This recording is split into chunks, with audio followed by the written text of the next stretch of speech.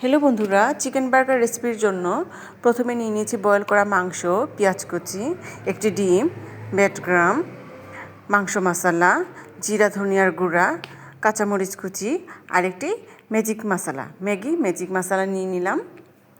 তো প্রথমে আমি তৈরি করব চিকেন কাবাব। কড়াইয়ে দিয়ে দিচ্ছি অল্প পরিমাণে তেল গরম হয়ে গেলে দিয়ে দিলাম কাঁচামরিচ কুচি, পেঁয়াজ কুচি,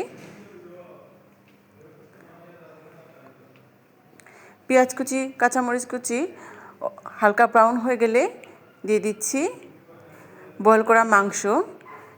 এখন ম্যাজিক মশলা, মাংস মশলা আর জিরা ধনিয়ার গুঁড়া দিয়ে অল্প সময় ভেজে নিব। ভাজা হয়ে গেছে। ভাজা মাংসগুলোকে প্রথমে বল তৈরি করলাম।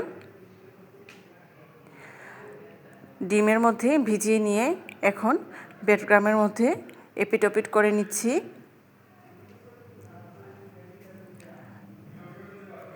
চিকেন কাবাবটি তৈরি হয়ে গেছে। এখন ভেজে নেওয়ার পালা। সেমভাবে আরেকটি চিকেন কাবাব তৈরি করে নিব। চিকেন বল তৈরি করে নিয়ে ডিমের মধ্যে ভিজিয়ে নিব। ভালোভাবে ভিজিয়ে নিতে হবে।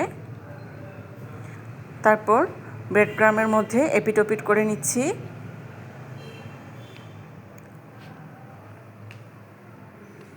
তৈরি হয়ে গেছে আরেকটি চিকেন কাবাব। এখন ভেজে নিব। অফলাইনে আমি আরও দুটি চিকেন কাবাব তৈরি করেছি। দিয়ে দিচ্ছি কড়াইয়ে পরিমাণ মতো তেলের পরিমাণ একটু বেশি দিতে হবে। দিয়ে দিচ্ছি চিকেন কাবাবগুলোকে আমি ভেজে নিব 4 থেকে 5 মিনিট। ব্রাউন কালার হয়ে গেলে চিকেন কাবাবগুলোকে নামিয়ে নিব।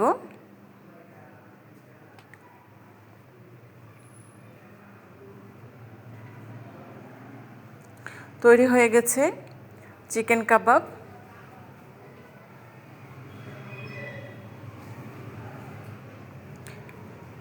নামিয়ে নিলাম। দেখুন কালারটা অনেক সুন্দর হয়েছে।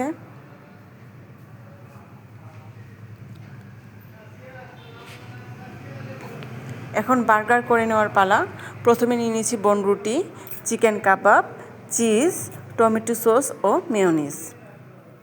প্রথমে আমি নিয়ে নিব একটি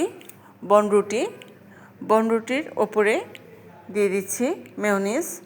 অল্প পরিমাণে মেয়োনিজ নিয়ে নিলাম। একটি চামচের মাধ্যমে চেপে নিব। দিয়ে দিচ্ছি টমেটো সস।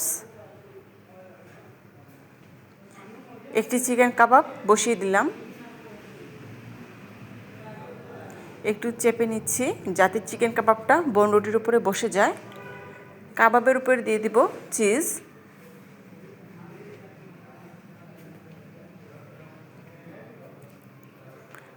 একটি চিজ বসিয়ে দিলাম। দিয়ে দিচ্ছি টমেটো সস।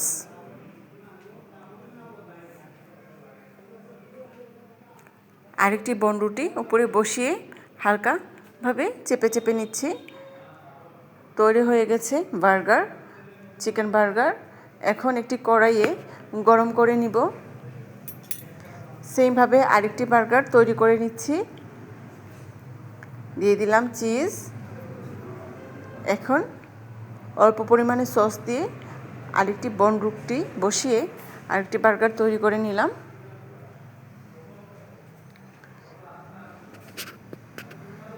কড়াই অল্প পরিমাণে গরম হয়ে গেলে হালকা আঁচে বার্গারগুলোকে ভেজে নিচ্ছি।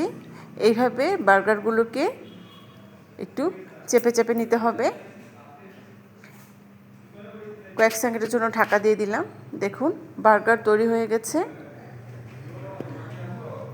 সবাইকে অনেক ধন্যবাদ আমার ভিডিওটি দেখার জন্য। থ্যাংক ইউ সবাইকে।